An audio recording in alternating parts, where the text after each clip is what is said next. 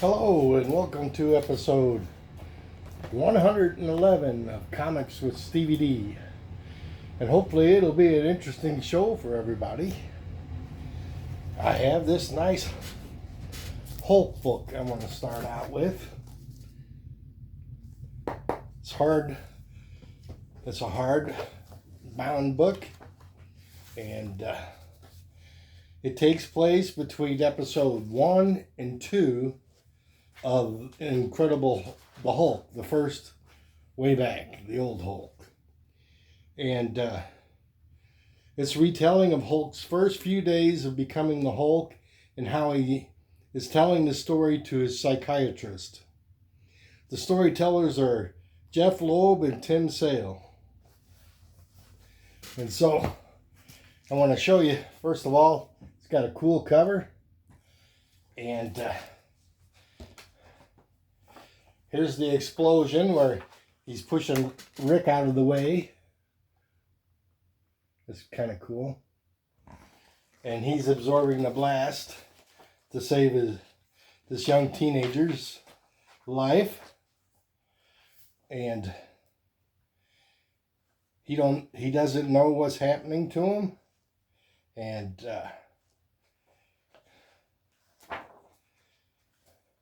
And here's a scene that's very interesting. After Hulk gets away from the army, he finds this rabbit in the canyons.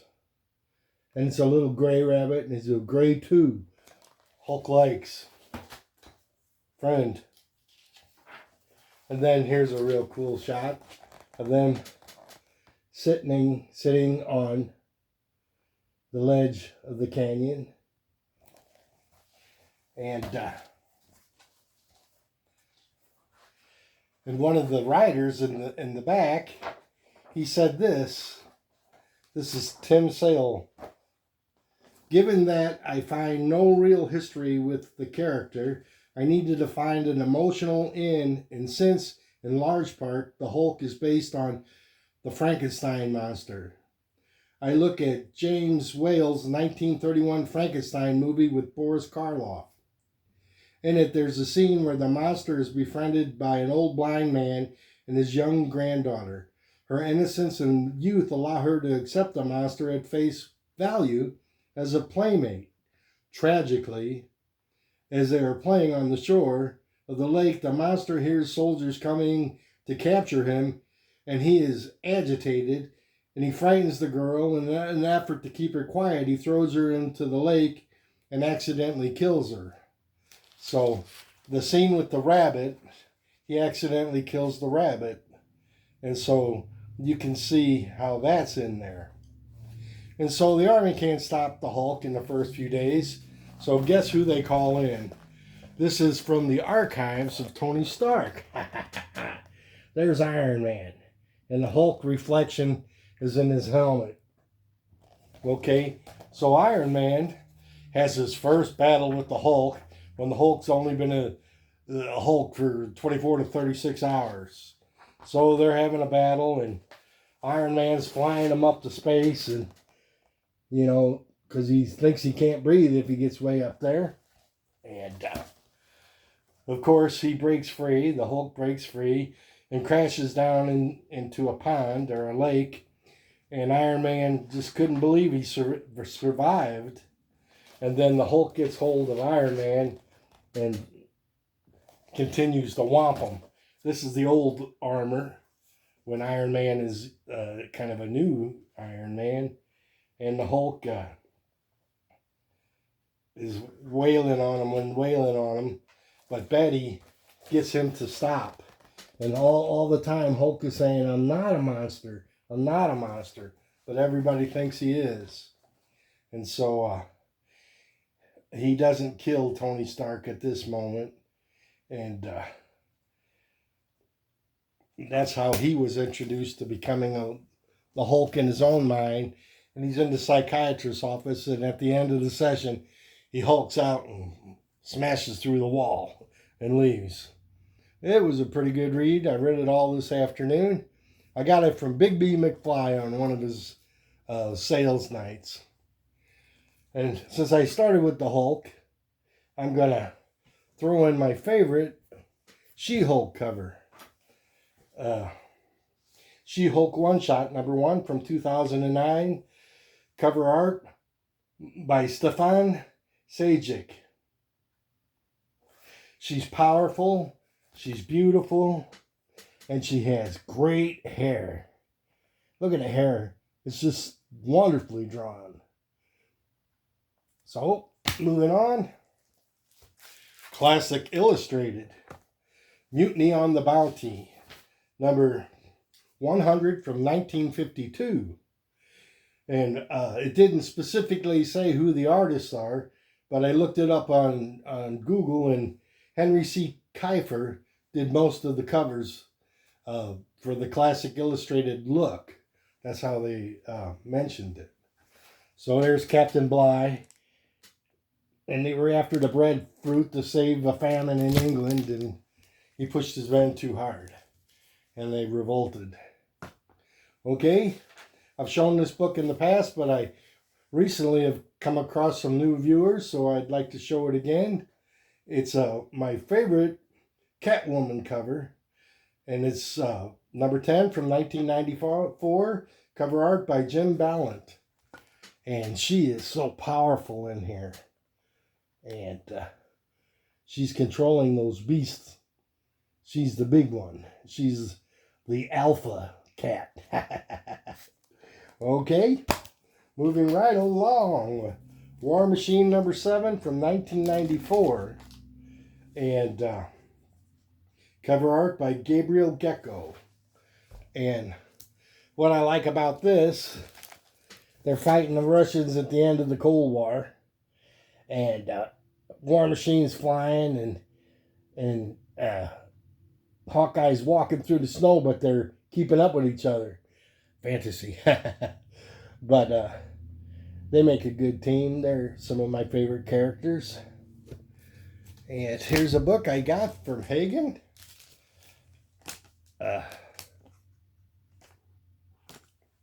This is Marvel Double Feature #1 from 1973. That's my 7th grade year of middle school. And when I began collecting comics, 20 centers, they were 20 cents when I started collecting. And the art is Jack Kirby and John Romita. And they're reprinted stories from Tales of Suspense 74 and 84. Okay. At some point, I'd like to get Tales of Suspense 57. I think it's the first time Iron Man and Captain America fight in Tales of Suspense. And then they start sharing the title. All right, here's a beautiful cover. I like to use it here. Marvel #6 from 2021, Alex Ross. I love his artwork, and I'm going to show you an interior of, it's black and white of this Silver Surfer, and it's just tremendous artwork. With so little colors, he can do so much. And there's a cityscape, and the Silver Surfer, and his reflections. Nobody does reflections in shiny armor or shiny characters better than Alice Ross. So, that's the Empire State Building right here. I was looking for King Kong when I first saw that, you know. And here's a battle scene. It's just great artwork. That's why I like them so much. And not just on covers, on interiors. Now here's another Alex Ross, but in a different style. And that's another thing I like him. He can vary his style up. This is The Marvels #1 from 2021. The writer is Kurt Busiek. He's one of my favorite writers of comic books. A lot of people like his storylines. And he did the Avengers, a whole line of the Avengers Volume 3 that I really loved. Used to have them. Not anymore, but maybe I'll get some back. All right. here's one that was gifted to me from my friend up in Canada. Matt likes comics. And this is Superman, or DC Comics presents Superman and the Legion of Substitute Heroes. Very much like the Great Lakes Avengers, you know. And one of the guys is Stone Boy right here. I have all their names here. I don't know them, but I wrote them down. The artist, this is 1983. Cover art by Keith Griffin and DiCarlo. There's Polar Boy, Night Girl, Stone Boy, Fire Lad, and Chlorophyll Kid. Well, anyway, they're fighting this one guy. I think he's the Ambush Bug. I think that's who he is. Yeah, Ambush Bug. And his power is he's got high-tech devices that helps him teleport. And he's kind of a minor character, but a big pain in Superman's rear end, you know. And he escapes and he goes into the future, and that's where the substitute Legion of Superheroes is. I almost said Avengers. But one funny run, it's just slapstick. One joke after another. When the Stone Boy guy tried to capture the Ambush Bug, he was falling to his death and he had to turn into stone, and he got his head stuck in the concrete. And all through the book, they're trying to figure out ways how to get him out without hurting him. And this Ambush Bug steals Superman's cape, and they finally catch him, but it's a comedy. And just Superman was so happy. And at the end, there's Stone Boy, and they're still trying to figure out how to get him out of the concrete. And it's a laugh a page on this book. And he said it was his favorite comic book, and I can see why. It's very entertaining. The next two books is The Invincible Iron Man number 9 and 10. And it is a battle between the Mandarin and Iron Man. And what happens in this one, the Mandarin wants to conquer Russia so he can control all of Eurasia. And he doesn't like the Chinese government, and he doesn't like the Russians. He feels he's superior, and he should have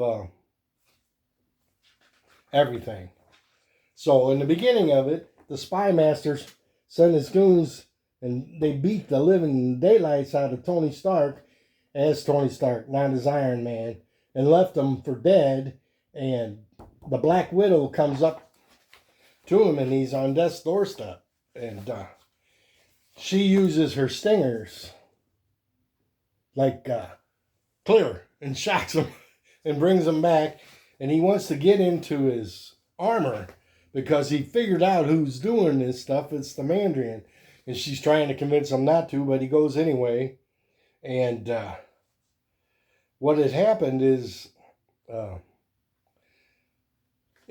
Avengers are on call, but they're having to catch up. Tony Stark's in France. He goes on autopilot to the Chinese-Russian border where there's a battle going on.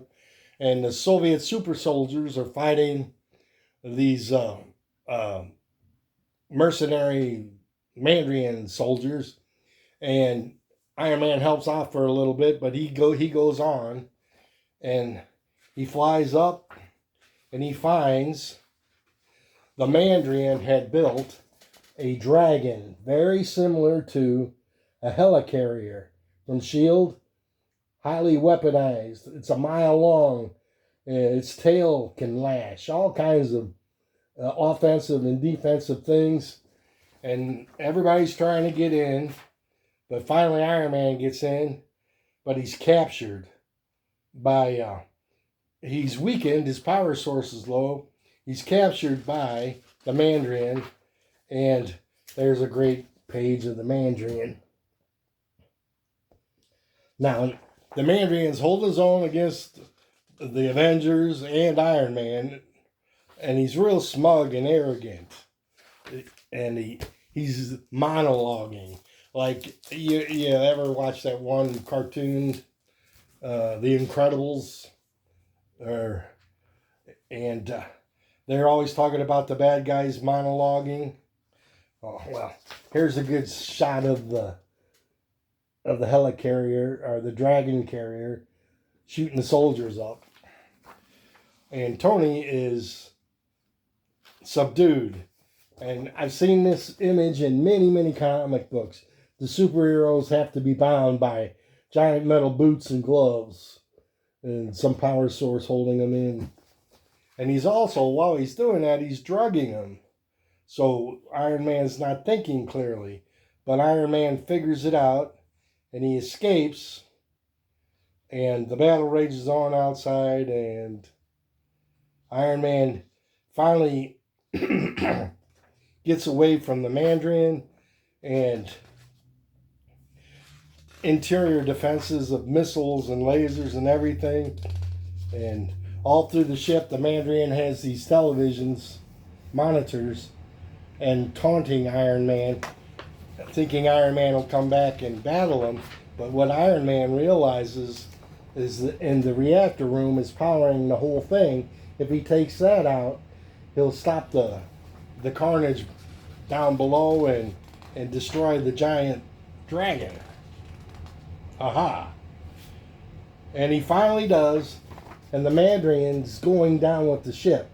So you think he's going to die, but he's probably not going to die. There's reincarnations of him. They thought he was dead before this story. And so the giant ship crashes, and the Avengers mop up the mercenaries. And so